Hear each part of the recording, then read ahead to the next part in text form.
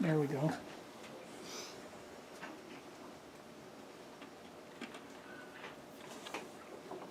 Okay, we'll call our meeting to order. Please stand for the Pledge of Allegiance. Pledge allegiance to the flag of the United States of America and to the republic for which it stands, one nation under God, indivisible, with liberty and justice for all.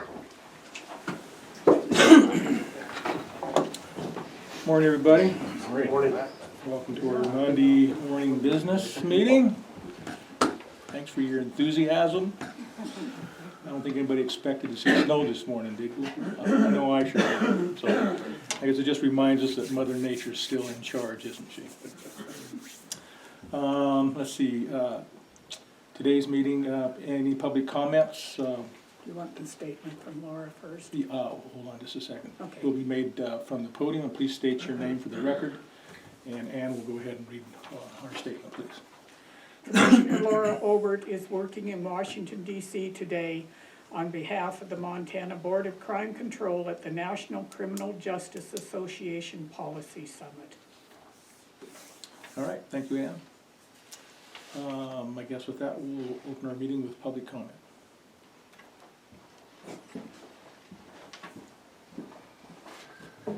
Thank you, Commissioners. Tim Ravendall, Broadwater County resident. And last week, and in fact several meetings now, I have mentioned and talked about our Second Amendment rights. And last week I talked about was Right to Keep and Bear Arms Week under Montana Statute 1-1-224. And that really is a legislative action that put us on the front page of being aware of the need to make sure that we are proactive rather than reactive to any attacks on our rights here in Montana.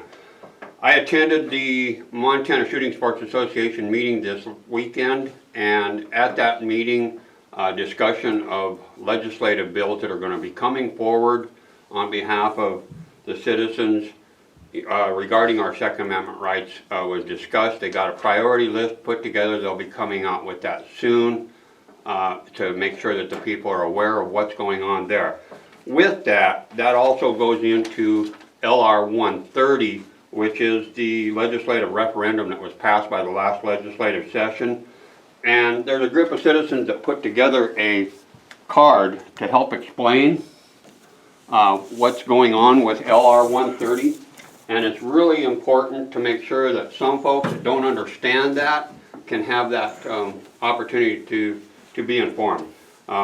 These copies of these little cards are being distributed by a couple of citizens in Montana that have put this together, and they're asking for anybody that asks questions about it. It's a real quick, easy way to explain what's going on with LR 130. And with that, Commissioners, thank you for your time this morning, and I shall go sit down. All right, thank you. Any other public comment? Okay, with that, we'll have, yeah, go ahead, Teresa. Okay, good morning. Teresa Munson with Broadwater County Public Health. I just wanted to make a few comments this morning on the coronavirus. I'm sure everybody's about had it with the news reports and everything. It's really dominating the news. But I guess what we want you to know is that, you know, public health is working on this daily. We get email after email from DPHHS, which is in the State Department in Helena, which gets their information from the CDC. So I did put out a news release. I sent that to the paper on Friday. There is a copy of it here, although I have changed some of the numbers because they were updated. Currently in Montana, we do have a few cases that we're following.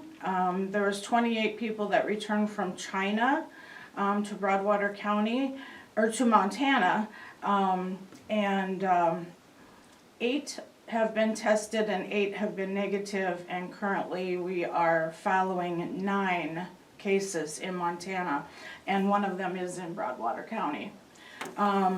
So we learned real fast how everything works. Heather and I went and visited with all the providers, on kind of how everything works, you know, what they should do, you know, and how it should flow. So every year, this is not a new thing for us. We do this every year. Every year we review our pandemic flu policy. Ours, I just redid in July sometime. So ours is up to date every year. And a lot of you here come to some of the meetings that I have on how to set up like a point of dispensing. And that's what it would ultimately come down to, if this pandemic, you know, becomes somewhat treatable, if they find a vaccine for it. We would ultimately have a point of dispensing for probably an inoculation of some kind, a vaccine of some kind. And we practice that every year. Every year we have a mock situation where we set it all up as if it's really going to happen. And this year we had a statewide exercise, and so they actually flew the jets in with the mock medicine. They were all distributed to our trucking company in Helena, and then distributed throughout all of the county health departments. And then from there, we had our own exercise where, you know, we brought members of the public in to have them actually have just a seasonal flu vaccine. But so we practice this every year, and we have several policies that are in regards to this. We have a very large communicable disease policy, and that was actually just reviewed this month. So I guess what we want people to know is that, you know, we're on top of it. You know, I think we're as ready as we can be. I've been to every meeting that the state has had, every exercise, and so if something happens, I like to say that, you know, we're ready. I don't know if we're ever going to be ready for a full-bore pandemic, but they say that the United States is probably the closest to being ready for a pandemic flu out of all of the countries that are involved right now. So I want people to know they can call the public health department anytime if they have a question, if they're going to be traveling. You know, if you recently have gotten back, you know, from traveling, just make sure that you keep up on what, you know, what you're supposed to do. We had a young lady that got sick several days, a week after she got back. Got the cough, the fever, the whole 9 yards, and of course the symptoms are the same as the flu. So, you know, you never know if you've got the flu from traveling or if you have this COVID is what they call it, the coronavirus. But we have all the information on that. The governor has put together a task force now. And so the local government is getting ready as well. We don't know what's going to happen. I mean, our hope is that, you know, when spring comes and as it would with the flu, it would just start to dissipate and go away. We're hoping that's what happens, but, you know, we can't say for sure. So anyway, if you haven't got your flu shot, there is still quite a bit of just the regular seasonal flu going around. We have over 70 cases in Broadwater County. 5 of those have been hospitalized.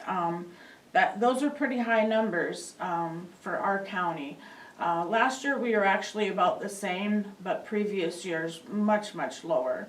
And so I don't know if that's because our population is growing or becoming more diverse, but we are seeing quite a bit more flu. And we report that to the state every Monday. So we do always have the numbers on that. So, same thing, I can't say enough, about washing your hands, using hand sanitizer, avoiding touching your face, eyes, nose, and mouth, cover your cough, don't go to work or school if you become sick, and clean and disinfect, objects, you know, in your workspace, everywhere.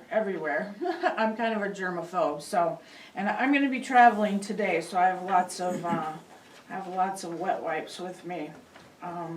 So I saw Mike was here, is he still here? I'm Do here. you have anything to say about the governor's task force?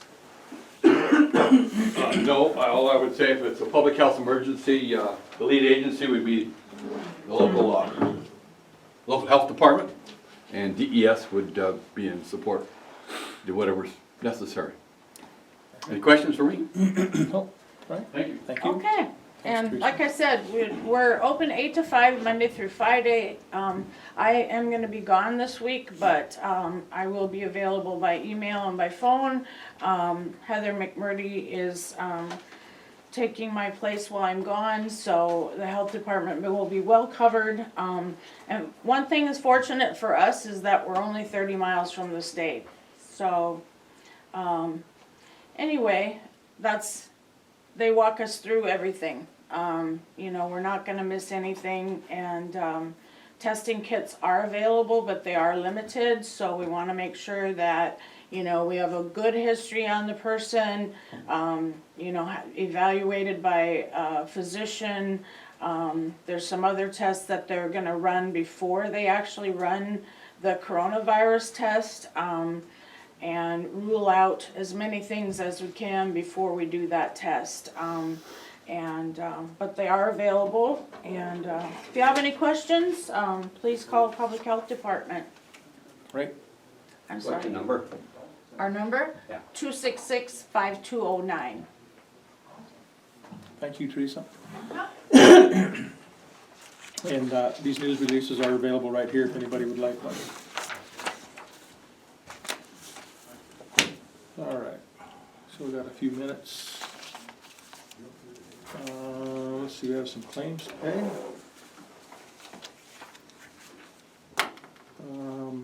Claims in the amount of $98,801.16.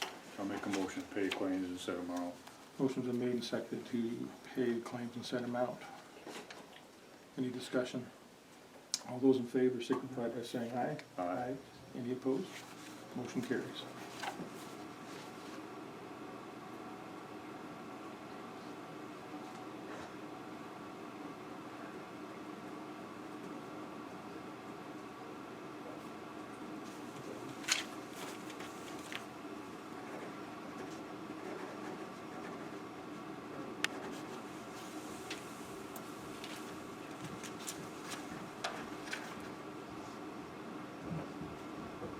Received a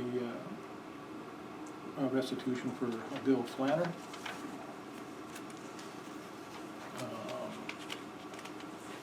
A pamphlet on Preserve Montana.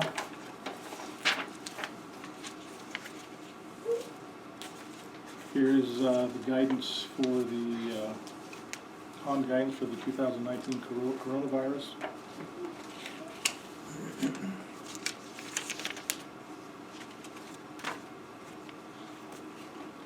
Weed Times, if you're looking for some updates on noxious weeds. Fuel Montana put out by the REA, and Aviation Maintenance Technology. So these will be available in the Fisher's office if anybody needs them. There's a signature page. So.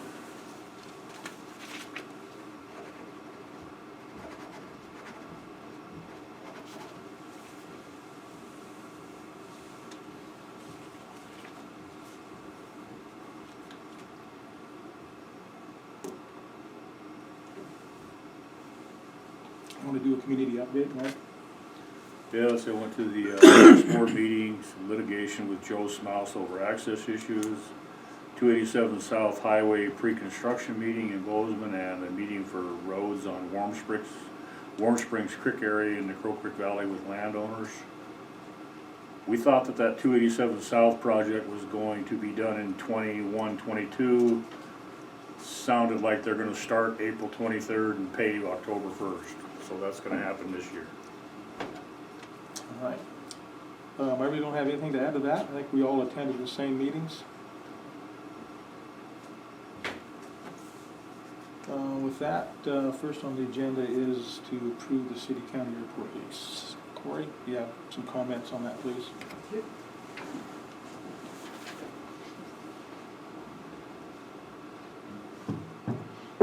So there's a document that I had made a couple of recommended changes to. I just received this morning the updated one, and one of them was just a correction of an error on the term. And it's a 20-year lease, so on page 2 it had it mistakenly at 40 years, so that's been fixed. Paragraph or section 12 on page 8, the attorney's fees, that's been corrected so that both sides pay their attorney's fees in the event of litigation regardless of outcome. There were 2 items that Peter Simon had suggested as the city attorney, and one of them was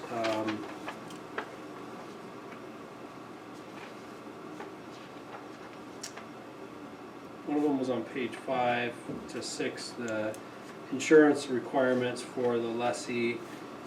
It's at $300,000 now. Peter had suggested that we look at that number to see if that needs to be increased. And I agree with him, although that's up to the client. I mean, that's up in terms of their risk concern. So I will say that's a lot of the commercial leases we see these days are, they're 500 for an incident or $1 million total.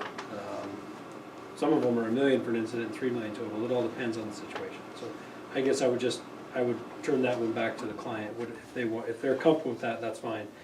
But I wouldn't disagree with Peter's recommendation that be increased. And then on page 2, there is an issue. The rental is calculated using the consumer price index, and I don't have a problem with that. But this says that we're starting with the January 2007 numbers and adjustments, and I think that just needs to be updated to January 2020. I think my guess is that's a carryover from an old document. So, other than that, I don't see any other issues with it. All right. The issue is that I suspect that the city may want to have those updated for their signatures. So. Sure. Okay. All right.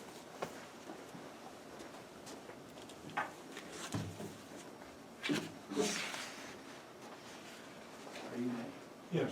What do you think about the liability issue that he had recommended increase?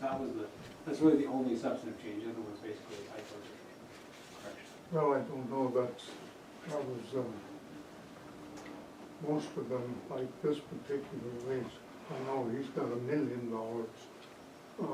but you can have that added to your airplane insurance, in some cases. Okay. With the county being, the city-county airport being Additional. yeah. So, I don't have a big issue with that 300. The only thing that I am concerned about is our leases all have to be the same. If we start making changes to them, they won't be the same. Like my lease won't be the same as this one.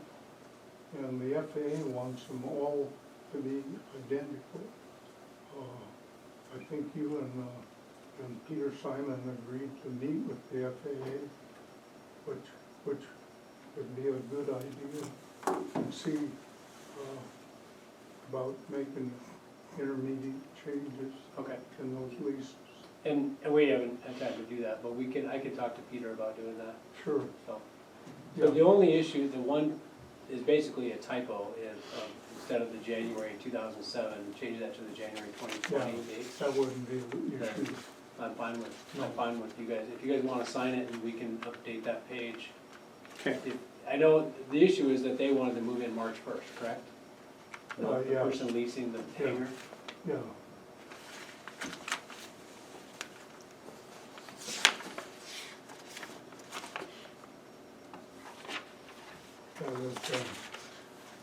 That's what Chris wanted.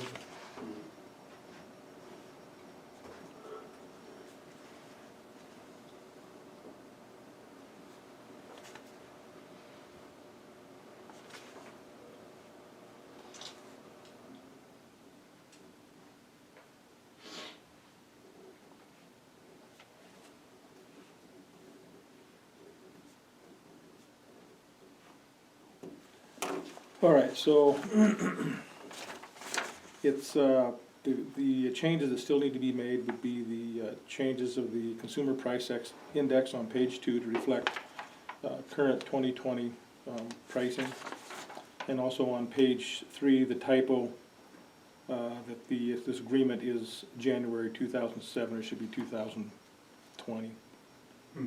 That's been changed, Yeah, yeah, it hasn't here. yeah. Okay, so those are the only 2 changes that we think we need to make then, Corey, and then talk about liability. Yeah, it sounds like we're gonna need to revisit that with Okay. the FAA probably, before they do a change on that.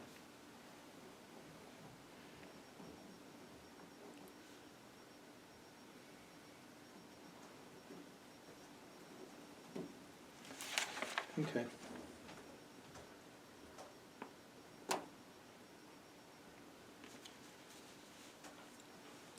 Mike, you're willing to carry this forward and get get those changes made then, if we sign this agreement today? To what? Are you willing to take this forward and get these changes made if we approve this lease today? Yes, With the, they've been changed already. not the ones that still need to be made. Still need to do the one on the consumer price indexing, and there's still also a typo on page 3 that needs to be changed, and then we need to revisit the liability limits. Okay, Are you and your board willing to do that? yeah, sure. Okay. Okay then. Is there a motion? These are the changes that will be made. This consumer price indexing Okay. needs to be updated to 2020. This should say 2020, and then The liability. liability. Okay. And So I'll make a motion to approve the lease between Christopher Fuhr and City County Airport Board with the changes as discussed. okay, motion's been, I will second that motion then. Motion's been made and seconded to approve the Townsend City Airport lease agreement with the changes to the consumer price indexing to reflect 2020 prices, the typo to reflect January of 2020, and to revisit more realistic liability limits. All those in favor signify by saying aye. Aye. Aye. Any opposed? The motion carries.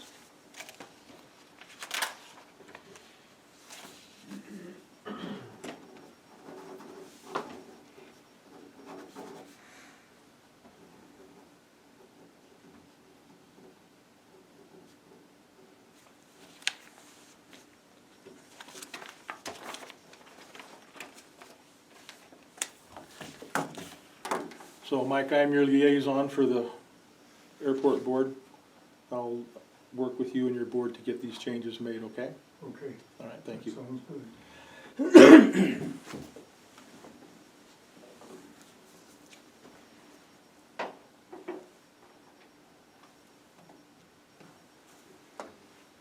All right, next on our agenda is the Health Department server replacement. Last month we discussed the need for the Health Department server to be replaced. It was something that was overlooked when we did our original assessment this year on all of our computer upgrades and server replacements. So it does need to be replaced. We do have a current cost. We did approve in that meeting to pay for that server replacement out of PILT. We just didn't know what the cost would be. So that current cost will be $7,070.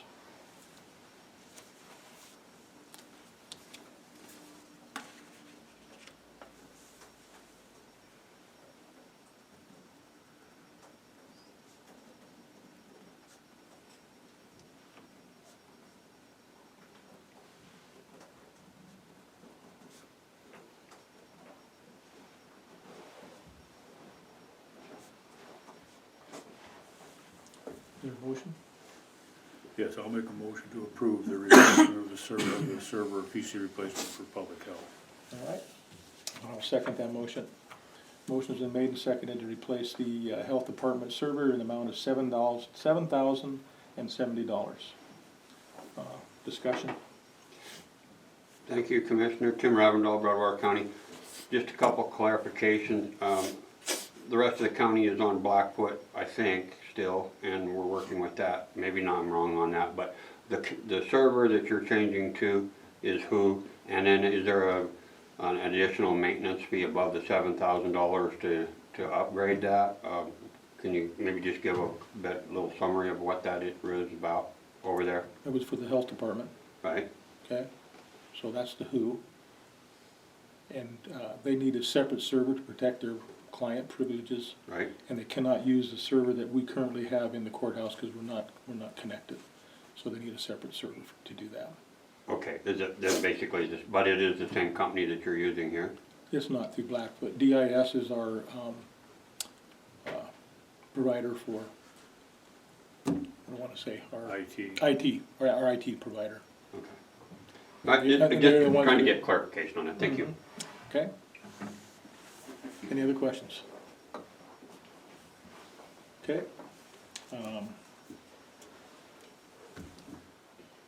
Motion's been made to approve the health department server replacement for the amount of $7,000 and $7,070.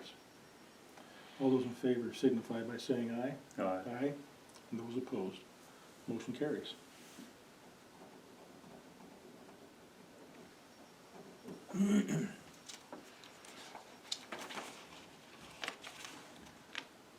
Did they give a time frame, Teresa, when they're gonna do that? Did they give you a time frame when they wanna do that? They did not. Okay. I guess they had already had your Right. server setup time, and so I imagine it'll be whenever they can Okay. get the server in, because he said he had to order it, so. Yeah. All right, very good.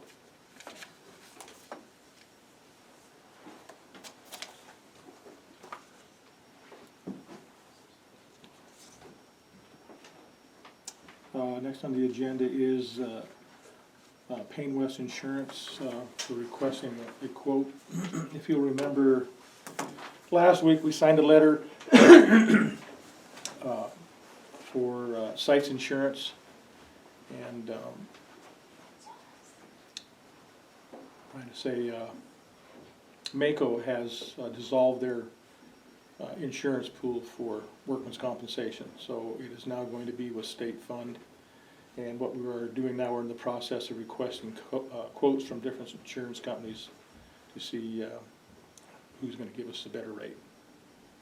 So last week it was Sites, this week it's gonna be Payne West, and that's the reason for this signature, to get request a quote from them.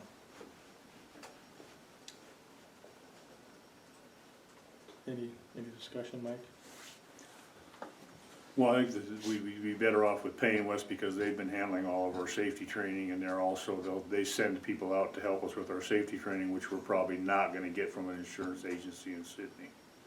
That's the main reason, plus the dividend that we weren't getting any dividends from Mako Workman's Comp Trust, but we will get one from State Fund Workman's Comp Trust. And there is a possibility of getting a dividend from Payne West as well, possibly, but we don't know that for sure, so. All right. Is there a motion to sign this letter for request? I'll make a motion to sign the letter to Payne West requesting an insurance quote for the workman's comp policy. All right, motion, I will second that motion. Motion's been made and seconded to sign this letter to request a insurance quote from Payne West Insurance. All those in favor signify by saying aye. Aye. And those opposed? Motion carries.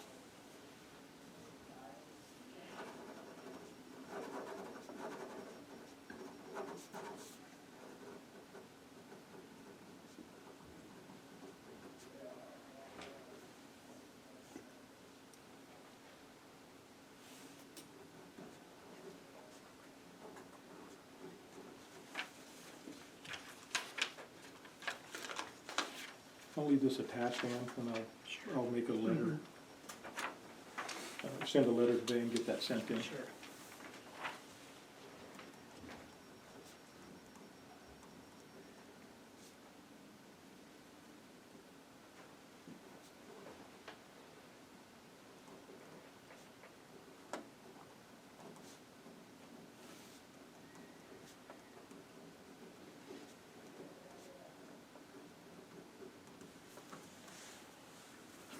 Okay.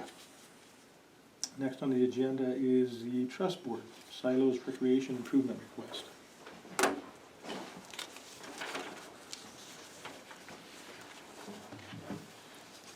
Steve Steve? McCullough, Broadwater County Trust. Oh, we have a few items this morning. The first one is a separate item, and it was the school requesting a new press box. And it's, they've come up with a generous amount of money. Gosh, I think they're nearly 50% collected locally, and it is expensive because it's public funded and covers all the higher costs of being at the school. The amount we have approved is $38,196.70, and that'll be the new press box at the football and track field. You should have a letter requesting your approval on that. We did receive the letter requesting the approval. Is there a signature page? I have copies of the letter. We signed them, it was delivered here last Friday. I can give you these copies. Did you see the signature page, Mike? No, I don't know, I think they're probably waiting for your approval, and then Okay. maybe the signature page would come from. Okay. Yeah, that's.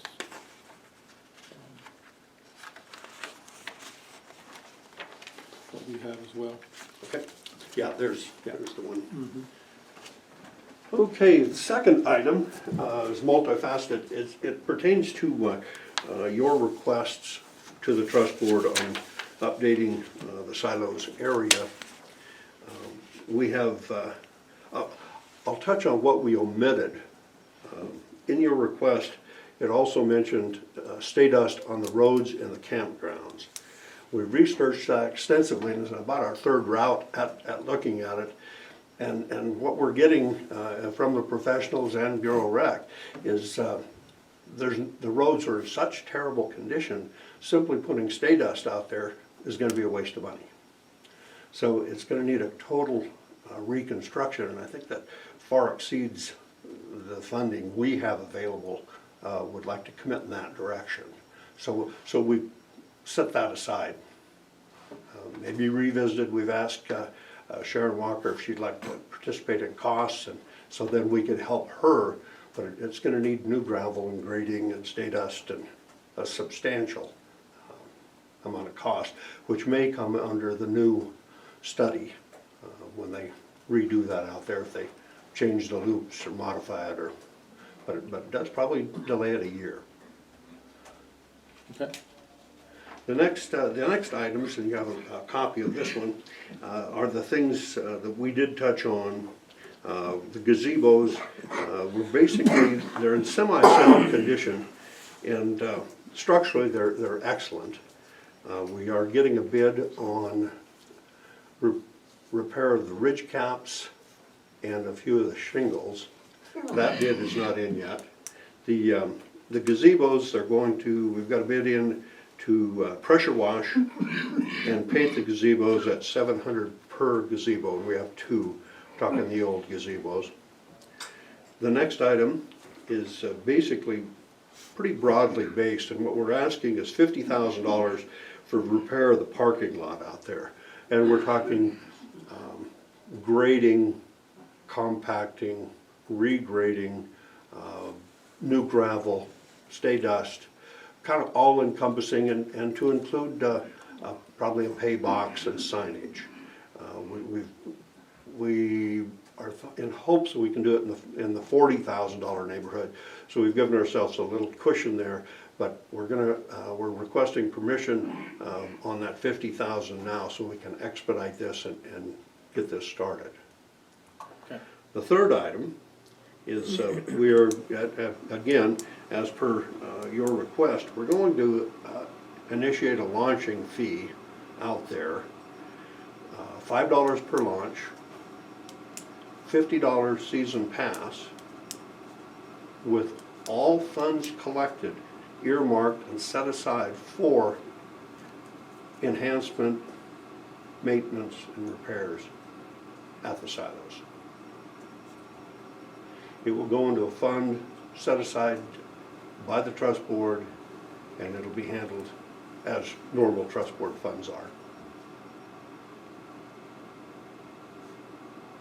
Any questions on those items? No, I think it's probably important to, you know, we did have a pretty good discussion at your last meeting about the boat launch. And felt that was a very reasonable rate compared to a lot of rates around the lake. And also, I guess, how those fees will be collected. There'll be someone from the trust board, someone from the county that will collect those fees and make sure that they're properly taken care of. Yes. And deposited with our treasurer and to Correct. go into the proper account. Excellent. You know, I think this is a great way to show the folks that we're making an effort to improve the silos area and make it a better facility for everybody. And, you know, I think that being able to collect these fees is going to be able to give us the opportunity to do more in the future. So, Excellent. do you have anything, Mike? No, did you get the email from BOR about the recreation.gov deal at Canyon Ferry? No. Training. Can't remember what day it was. I can't remember either. It's We'll find that. 20, let me look here.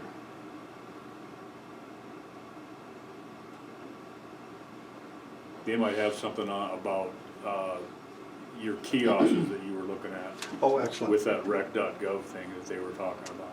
It's the 19th, The 19th? 11 o'clock at the BOR office. Yeah, that's right.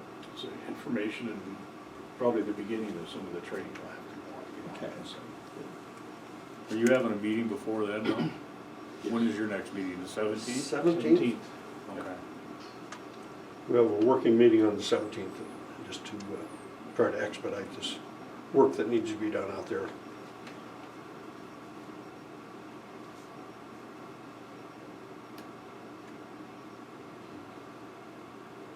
And did the BOR they were supposed to give us the specs for we're just doing like we discussed, just the parking lot and that road leading into the parking lot, that's all, we're not going into the interior roads at all? We're not going to interior roads. Okay. And it sounds like it's a standard term, and it's Montana road mix.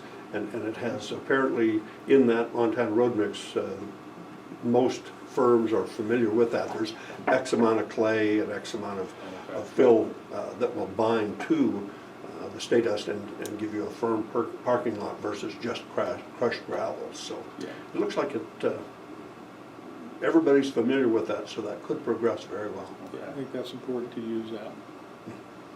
We're working this week to try and get the bids Okay. on all that work out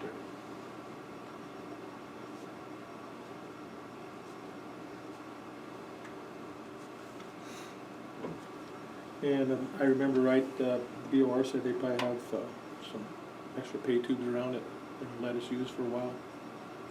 Hopefully. Okay. Maybe some paint.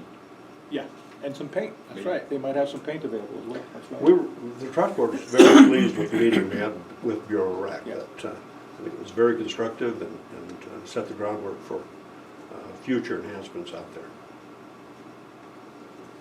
Yeah, we're fortunate to have the two Dans to work with. They seem that they've been very willing to help us. Yep.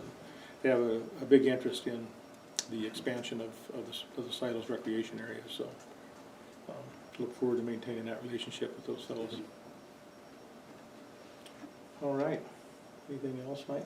No, I don't have anything. Let's do these separately. Let's do the press box and then I will make a motion to approve the trust board expenditure for the Crow's Nest press box at the Broadwater County High School football track complex.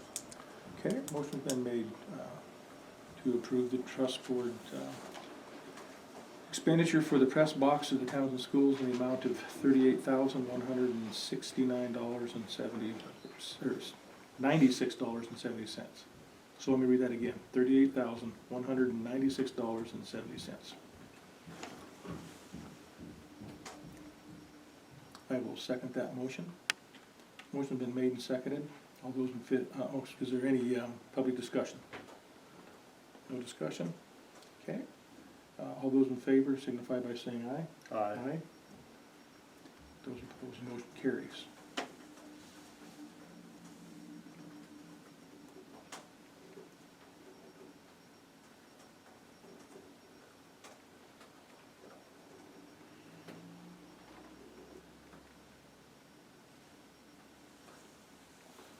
Okay, for the Silos project? I will make a motion to approve the trust board, Broadwater County Trust Board's silos project for the launch area and the camp day use areas.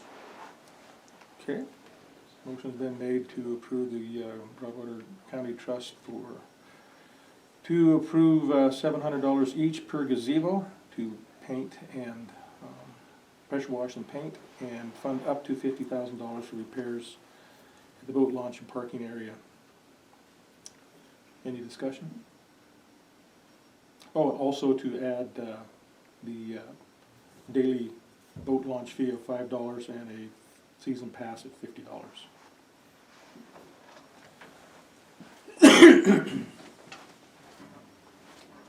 Al Christofferson, I'll speak from the Citizens Action Group standpoint right now. In our discussions with the Bureau, the commission needs to send a letter to the BOR asking for their approval of your rates. So the 5 and 50, you need to let them know that. And then there was previous discussion about raising the daily camping rates from $10 to $12. I don't think that was a trust board discussion issue. But again, if you want to do that, that needs to be in the letter for the BOR to approve that. So just so you don't miss that step. Okay, thank you for that. Thank you.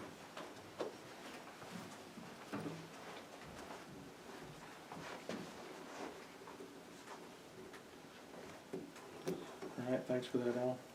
Anybody else? All right. All those in favor signify by saying aye. Aye. Aye. Those opposed? Motion carries.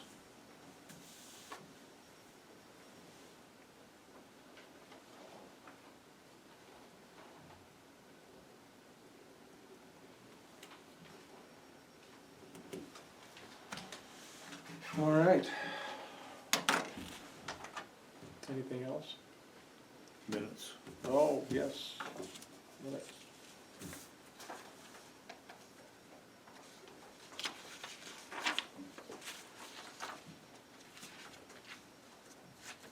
March 2nd and March 4th.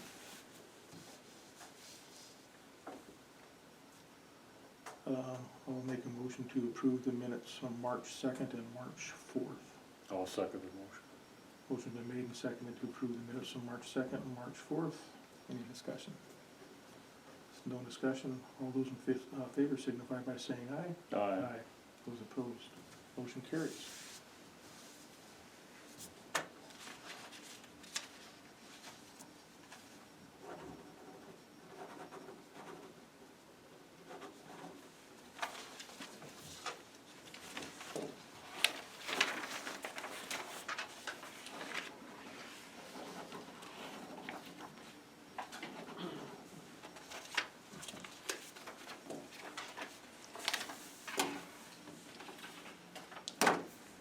Okay, so there's nothing else, we'll stand adjourned. See what the right time is. Yeah, see what time it is. 10:46. Thank you, everybody. How are we doing, Ross?